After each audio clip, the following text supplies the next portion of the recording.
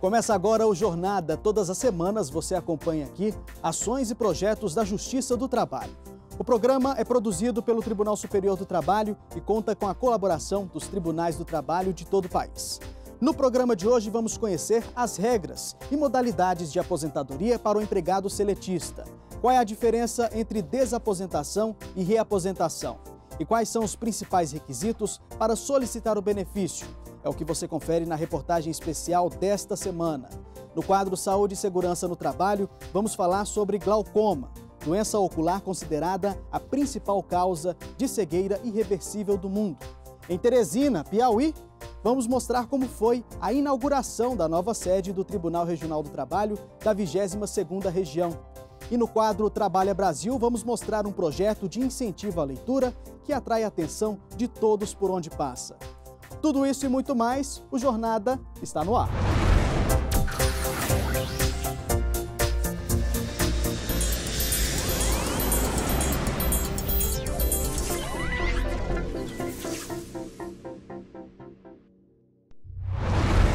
Após anos de dedicação ao trabalho, o empregado tem direito à aposentadoria. Mas existem modalidades diferentes para quem está prestes a dar entrada no benefício e cada caso segue regras específicas. Na reportagem especial de hoje, vamos abordar pontos da legislação trabalhista que tratam do assunto e esclarecer o entendimento do Poder Judiciário sobre o tema. Veja só. José foi gerente de grandes empresas. Trabalhou por 12 anos com carteira assinada e depois decidiu investir no ramo empresarial, onde continuou contribuindo com a Previdência. Ele passou mais de 35 anos se dedicando à montagem e assistência técnica em equipamentos hidráulicos nessa oficina em Brasília. Quando eu parei de trabalhar como empregado, eu montei um escritório de representação. Representação de produto siderúrgico. Fiquei, daí para frente eu não trabalhei mais de empregado, trabalhei só para mim. Naquela rotina corrida, em meio à tela do computador, amontoados de papéis e documentos, virou coisa do passado. Em 2016, José se aposentou por idade, aos 65 anos, e se tornou um empreendedor no ramo do agronegócio, uma atividade que ele já planejava muito antes de se aposentar. Com uns 38 anos, eu já tinha uma área rural, né? Eu já mexia com agricultura. Então, eu fui me especializando na área de agricultura, né? Fui aprendendo, fui trabalhando, fui aprendendo e fui desenvolvendo o gosto pela terra, né? O gosto pela roça, vamos assim dizer, né? E essa paixão pelo trabalho na roça só foi crescendo. Para conhecer de perto a nova profissão do aposentado, nós fomos até a fazenda dele, que fica no povoado São Gabriel de Goiás, a cerca de 80 quilômetros de Brasília.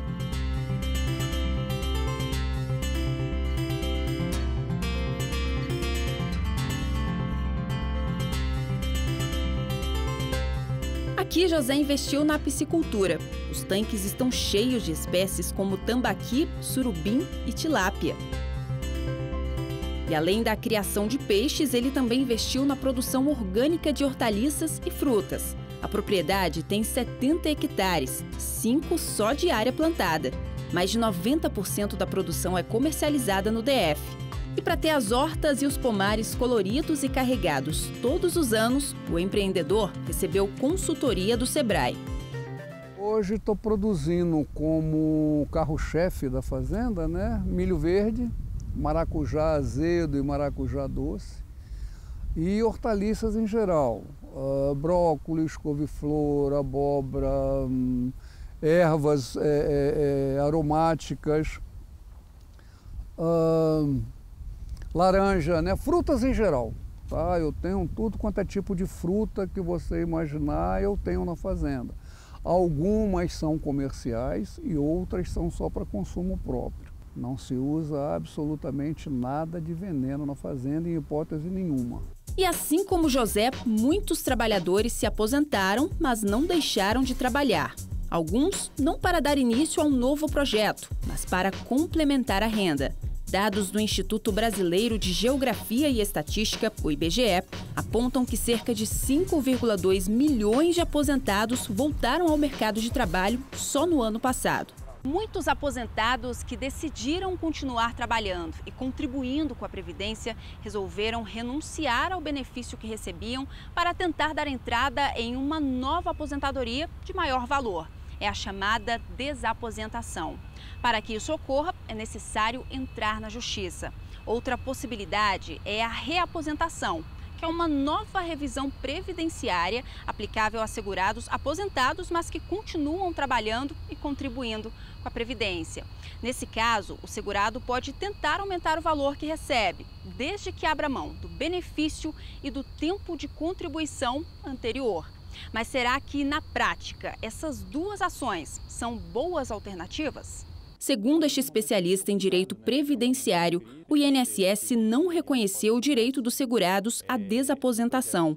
O caso chegou ao Supremo Tribunal Federal, que foi contrário à medida, com o argumento de que ela não está prevista na legislação. Entendeu-se que não existia, legalmente falando, o direito a essa revisão da aposentadoria, por assim dizer, que seria incluir os salários que você verteu depois que se aposentou no seu benefício. E aí acabou que muita gente perdeu esse direito. O advogado explica ainda que, como a reaposentação é uma tese mais recente, pode haver mudanças no entendimento da Justiça.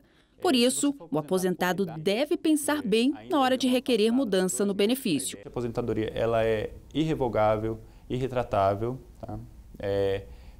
Se essa tese aí da reaposentação ela chegar em um tribunal superior e disser que não é cabível, igual aconteceu com a desaposentação, essa pessoa vai ficar presa com esse benefício para o resto da vida. Então é muito importante que ela pense muito antes de dar continuidade no requerimento. Segundo o Instituto Nacional do Seguro Social, o INSS, hoje no Brasil são mais de 20 milhões de aposentados e quase 8 milhões de pensionistas.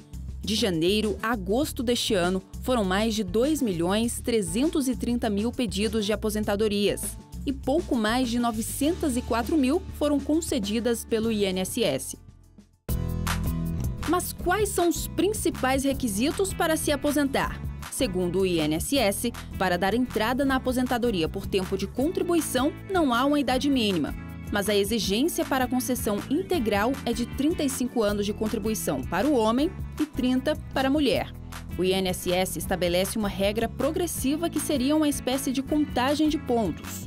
Funciona assim: o empregado soma a idade mais o tempo de contribuição e, com esse critério, a soma pode chegar a 95 pontos para o homem e 85 para a mulher. Já a aposentadoria por idade deve ser comprovada com o mínimo de 180 meses de contribuição, além da idade mínima de 65 anos para o homem ou 60 para a mulher. Para o segurado especial, como agricultor familiar, pescador artesanal ou indígena, por exemplo, a idade mínima para requerer o benefício é de 60 anos para os homens e 55 para as mulheres. O trabalhador deve estar exercendo a atividade no momento que solicitar o benefício e comprovar o tempo mínimo da atividade. Então, para não ter surpresas indesejáveis na hora de dar entrada na aposentadoria, é preciso ficar atento ao tempo e ao valor da contribuição, que são os ingredientes que vão definir quando o empregado vai se aposentar e quanto vai receber. O site do INSS disponibiliza uma ferramenta para quem deseja tirar dúvidas sobre a aposentadoria.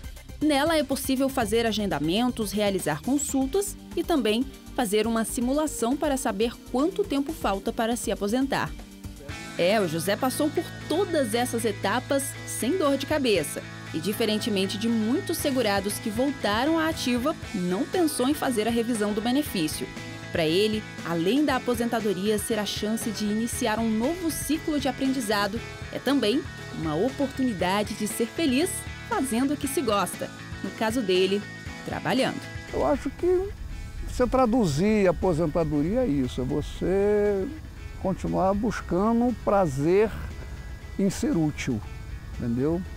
Porque você ficar ocioso, eu acho que seria a morte. Eu não aguentaria ficar ocioso.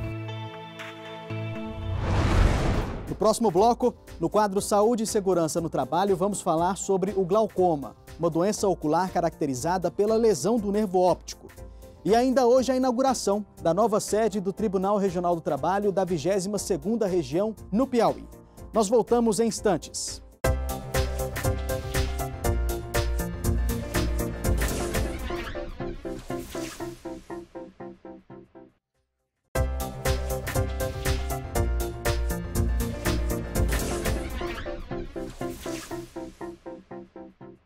Vamos saber mais sobre a atuação da Justiça do Trabalho no JT em Ação. O Tribunal Superior do Trabalho sediou o seminário 30 anos da Constituição Cidadã e 1 ano de reforma trabalhista. O evento, promovido pela Escola Nacional de Formação e Aperfeiçoamento de Magistrados do Trabalho, a ENAMAT, em parceria com a Associação Nacional dos Magistrados da Justiça do Trabalho, a ANAMATRA, o Sindicato Nacional dos Auditores Fiscais do Trabalho, SINAIT, e a Associação Nacional dos Procuradores do Trabalho, a ANPT, reuniu magistrados, servidores, advogados, auditores, membros do Ministério Público e estudantes de direito. O TRT da 24ª Região comemorou 25 anos de instalação e homenageou 29 personalidades que ajudaram a construir a história da Justiça do Trabalho de Mato Grosso do Sul. 2 ministros do TST foram homenageados. Márcio Eurico Vitral Amaro, que foi o primeiro presidente do TRT em Mato Grosso do Sul, entre 1993 e 1994, e Guilherme Augusto Caputo Bastos, que foi presidente da 2ª Junta de Conciliação e Julgamento de Dourados, em 1991. O TRT da 24ª Região foi instalado em 8 de janeiro de 1993. Antes disso, a Justiça do Trabalho em Mato Grosso do Sul era vinculada ao TRT no Distrito Federal. Empregados, sindicatos e instituições públicas que integram o programa Trabalho Seguro em Santa Catarina se reuniram para compartilhar boas práticas em saúde e segurança no trabalho na Universidade do Extremo Sul de Santa Catarina. A reunião anual das entidades parceiras do programa trouxe mais de 100 profissionais de quase 70 instituições para debater o tema na universidade. O encontro teve o objetivo de fomentar conhecimento sobre cuidados no ambiente de trabalho e atitudes empresariais conscientes pelo bem-estar do trabalhador. O glaucoma é uma doença grave que pode provocar cegueira irreversível. Em muitos casos, a lesão no nervo óptico não gera sintomas, o que atrapalha o diagnóstico prévio. No quadro Saúde e Segurança no Trabalho de hoje, nós vamos entender o que é o glaucoma, as causas, tipos, sintomas e o tratamento. Acompanhe. Uma doença silenciosa que exige o acompanhamento de perto. Em grande parte dos casos, o glaucoma não apresenta sintomas e é considerado a principal causa de cegueira irreversível. Segundo a Organização Mundial da Saúde, ela atinge cerca de 60 milhões de pessoas no mundo. Só no Brasil, de acordo com a Sociedade Brasileira de Glaucoma, a enfermidade afeta aproximadamente 1 milhão de pessoas. Valdeli foi a uma consulta oftalmológica de rotina há 21 anos. Mesmo sem sintomas, descobriu que estava com a pressão do olho muito alta. O médico passou todos os exames específicos para comprovar o glaucoma. A doença foi diagnosticada e Valdeli acabou perdendo a visão de um dos olhos. Foi comprovado que era glaucoma que eu tinha herdado da minha família, que é hereditário. Eu uso 2 colírios pela manhã, assim que acorda, tem que usar 2 colírios, e uso também 3 colírios à noite. Com o passar dos anos, os colírios não surtiram mais efeito no organismo de Valdeli. Por isso, ela teve que passar por procedimentos cirúrgicos, para assim reverter a pressão do olho. No último, ela colocou uma válvula para controlar a pressão. Essa válvula é um caninho que coloca interno lá atrás do olho para oxigenar o olho. Eu sinto um pouco de dor, né, no local da cirurgia, onde foi implantado a válvula. Sente dores no olho, sim. O glaucoma é uma doença silenciosa que causa a diminuição progressiva da visão. Isso ocorre normalmente devido à pressão ocular alta, que causa a morte de células da retina e danos estruturais do nervo óptico. Com isso, as imagens captadas pela retina não chegam ao cérebro. O glaucoma, infelizmente, não dá sintoma. Ele é uma doença extremamente silenciosa e traiçoeira. Quando o paciente, se a gente for esperar o paciente chegar para dar a notícia para a gente, na maioria das vezes ele já perdeu a visão de um dos olhos. A doença é tão grave que limita a vida pessoal e profissional da pessoa. Em casos de profissões como a de motorista, ele fica incapacitado para o serviço se tiver a perda da visão de um dos olhos. Já em outros casos, a doença também pode ser limitadora. Quando a visão vai baixando de uma forma mais importante, ele começa a não conseguir mais deambular sozinho, ele não consegue sair de casa, pegar ônibus, até o momento que ele não consegue mais comer sozinho, fazer as atividades dele em casa, né, como fazia antes, e a cegueira, né, a ponto da pessoa não saber mais se é dia ou se é noite. O glaucoma, infelizmente, ele tem essa capacidade de destruição agressiva da visão. De acordo com dados da Previdência Social, no ano passado foram concedidos 2.155 auxílios-doença referentes ao glaucoma. Apesar de não haver cura, ter glaucoma não é ser sentenciado a ter cegueira e se aposentar, mas é preciso se prevenir e dar uma maior atenção à saúde dos olhos. A descoberta precoce da doença aumenta a eficácia do tratamento. Não é porque o paciente tem um diagnóstico de glaucoma que ele vai ficar cego. Isso é uma coisa que tem que ser desmistificada. A gente não pode manter isso. O paciente que tem diagnóstico de glaucoma, se o glaucoma for descoberto numa fase muito inicial, a chance que a gente tem desse paciente ir até o fim da vida enxergando, dependendo do acompanhamento e do tratamento. A trabeculectomia é um dos tratamentos mais comuns. Trata-se de um procedimento cirúrgico em que é colocado um dreno no olho do paciente para diminuição da pressão intraocular, evitando assim a progressão da doença. Com o acompanhamento médico e os tratamentos, quem tem glaucoma pode ter qualidade de vida. Por isso, a médica recomenda que o paciente vá ao oftalmologista uma vez ao ano, sempre levando os exames anteriores. Toda vez que o paciente chega no consultório, o oftalmologista, além dos exames de acuidade visual, a gente mede a pressão e olha o fundo de olho obrigatoriamente de todos os pacientes. A gente detecta uma pressão mais alta e aí acaba examinando o paciente de uma maneira mais específica, ou a gente vê que o fundo de olho existe uma alteração estrutural do nervo e aí com isso a gente pede uma investigação mais específica e acompanha esses pacientes ao longo dos anos. No próximo bloco, Tribunal Regional do Trabalho da 22ª Região inaugura nova sede em Teresina, no Piauí. E no Trabalha Brasil, o projeto de um publicitário que busca incentivar a leitura por meio da troca de livros. Nós voltamos daqui a pouco.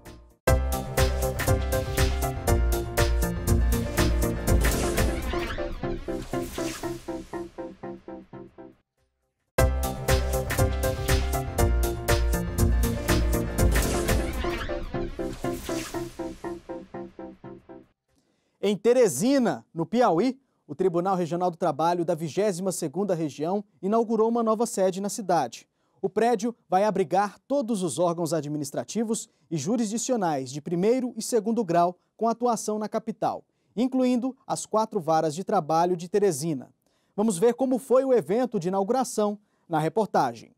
Com 11.000 metros quadrados de área construída distribuídos em 11 andares, as novas instalações do Tribunal Regional do Trabalho da 22ª Região, no Piauí, passam a reunir em um único espaço as sedes judiciária, administrativa e o Fórum Trabalhista da capital, Teresina, hoje localizados em 3 diferentes endereços. No novo edifício sede funcionarão o primeiro e o segundo graus, o que, além de proporcionar idênticas condições de trabalho para juízes e servidores, projeta na sociedade uma imagem de justiça única. O prédio conta com auditório com capacidade para 620 pessoas, sistema de ar-condicionado central e circuito interno de segurança. Cada andar possui banheiros adaptados para deficientes e equipamentos de combate a incêndio. Os acessos às escadas são protegidos por portas corta-fogo. O segundo andar foi destinado às 4 varas do trabalho de Teresina e o terceiro às salas de audiência da Central de Conciliação. O plenário, onde vão ser julgadas as ações trabalhistas no Piauí, fica no 4º pavimento. Os gabinetes dos desembargadores no 7º e 8º andares e a presidência, vice-presidência e corregedoria no 9º. O nome do edifício é uma homenagem ao professor e jurista Jorge Azar Chaib, pai da desembargadora Liana Chaib. Meu pai, ele foi um homem dedicado à justiça no Piauí, dedicou-se a vida inteira à justiça, criou quase tudo nesse estado, então assim, não poderia ser um lugar melhor para consagrar a memória dele. A solenidade de inauguração contou com a presença do presidente do Tribunal Superior do Trabalho, Brito Pereira, e de autoridades locais. Se concentram todas as unidades aqui nesse prédio e se deixa de pagar pesado aluguel nas localidades, nos prédios onde estão as varas do trabalho hoje, mas que tem toda uma cadeia de vantagens que fazem esse prédio ser uma aquisição extraordinariamente positiva para toda a comunidade jurídica que faz a Justiça do Trabalho. Durante a solenidade, o ministro Luiz Felipe Vieira de Melo Filho, diretor da Escola Nacional de Formação e Aperfeiçoamento de Magistrados do Trabalho, a ENAMAT, foi condecorado com a medalha da Ordem Piauiense do Mérito Judiciário do Trabalho, grau Gran Cruz. Vim hoje cedo receber essa homenagem pessoalmente, embora esteja na banca do Concurso Nacional da Magistratura, mas não me furtei de comparecer, prestigiar e acreditar que a nossa justiça integrada, ela é capaz de transformar esse país de muitas formas. É uma justiça das pessoas invisíveis. Espero que elas sejam visíveis nessa justiça e sejam acolhidas nas suas pretensões. A previsão é de que as novas instalações localizadas na Avenida João 23, número 1460, bairro Noivos, estejam em funcionamento até o final do mês de novembro. Despertar o interesse pela leitura de crianças e adultos por meio de projetos pedagógicos que incentivam o hábito de ler. Essa é a proposta de um publicitário que se identifica como incentivador de leitura. Confira no quadro Trabalha Brasil de hoje.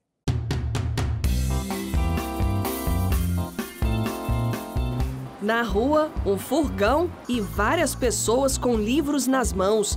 Espia o tamanho da fila. O veículo estacionado em uma praça pública de Brasília não é um automóvel qualquer, é uma máquina de livros. Basta colocar um exemplar usado em um compartimento, apertar um botão e, em um passe de mágica, um novo livro é entregue. Eu achei legal porque a gente coloca um livro e recebe outro pra gente ler outras histórias. Eu acho que a gente descobre muita coisa lendo. É encantador, é um sonho essa máquina. Quem bolou a engenhoca foi Fauzi Schier. Ele criou o equipamento para incentivar a troca de livros. Ele trabalha inventando projetos de fomento à leitura. A formação acadêmica dele é de publicidade, mas ele não se sente um publicitário. Eu me sinto hoje como um incentivador da leitura, né? Eu entendo que não existe esse termo, essa profissão, mas se a gente pudesse me colocar numa profissão, eu acho que eu sou um incentivador da leitura. Eu levanto a bandeira da leitura com muito orgulho. Mais de 15 mil obras já foram trocadas pela van, que foi transformada na incrível máquina de livros. A expectativa do idealizador do projeto é que sejam trocados mais 35 mil livros ainda este ano. O criador do equipamento revela que aprendeu com o pai o hábito de ler. Eu venho de uma família, eu sou filho de chinês com libanês. Meu pai era um chinês que veio para o Brasil com quase 15 anos e ele tinha uma regra em casa que ninguém recebia mesada. Se você quisesse ganhar alguma coisa, você tinha que ler um livro, fazer um resumo e aí ele me pagava por cada resumo que a gente entregasse para ele, eu e meus irmãos. Para conseguir executar o trabalho de incentivador de leitura, Fauzi criou uma agência, conhecida como Infinito Cultural, e fez uma parceria com a Câmara Brasileira do Livro. Para a proposta da máquina de livros sair do papel, precisou persistir. Esse projeto da Incrível Máquina de Livros, a gente brinca que foi uma gestação de quase 5 anos. Do momento que a gente teve a primeira ideia da Incrível Máquina de Livros e criou um protótipo para fazer um teste, até a gente conseguir sair, tirar ele do papel e vir para a rua e fazer uma temporada nacional, onde a gente vai rodar por 21 cidades do Brasil, por mais de 3 estados, a gente ficou quase 6 anos da primeira ideia ao início do processo. No fim das contas, se a gente for racionalizar, o que a gente está fazendo aqui é uma troca de livros. Você pega um livro e vai receber um outro livro. Essa é a nossa constante busca, a minha constante busca, de você tentar fazer alguma coisa que não só seja relevante, mas que vai atrair a curiosidade e a atenção das pessoas. Trabalhar incentivando a leitura, segundo Fauzi, é prazeroso e realizador. Não é com certeza, uma profissão onde você vai ficar milionário, você vai ganhar dinheiro, mas assim, faz um bom tempo que eu cheguei à conclusão que isso está longe das minhas prioridades. A gente vê o brilho no olho da criança trocando um livro, então isso é muito bacana, é muito realizador, as pessoas saindo, trocando livro entre elas na fila, falando de leitura, falando de livros, nas redes sociais as pessoas pedindo para que a gente vá com a máquina até lá, então tudo isso para mim é muito realizador. No fim, você pode dizer que valeu a pena todo o esforço, todo o sacrifício.